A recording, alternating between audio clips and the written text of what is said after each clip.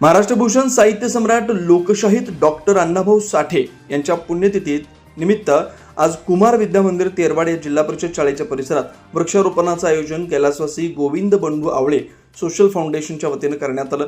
या प्रसंगी अंगणवाडीमधील लहान विद्यार्थ्यांना त्यांना आवश्यक ती पुस्तकं वाटप करण्यात आली। या कार्यक्रमाप्रसंगी प्रथम लोकशाहीर अण्णाभाऊ साठे यांच्या प्रतिमेचं सर्व मान्यवरांच्या हस्ते पूजन करण्यात आलं। कार्यक्रमाचं स्वागत प्रास्ताविक शाळेचे मुख्याध्यापक अशोक आराडे सरांनी केलं।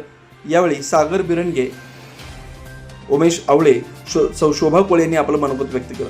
1.5 दिवसांची शाळा शिकून ज्यांनी कथा, कादंबऱ्या, पोवाडे, वगनाट्य, लोकनाट्य अशी साहित्य लिहिली त्या लोकशाहीर अण्णाभाऊ साठे यांच्या पुस्तकाचं वाटप देखील करण्यात आलं।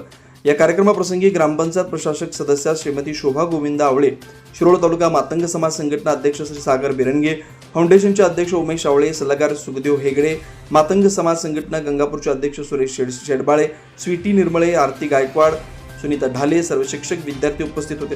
कार्यक्रमाचं निवेदन बंडगर मॅडम यांनी केलं तर आभार कांबळे सरांनी मांडले।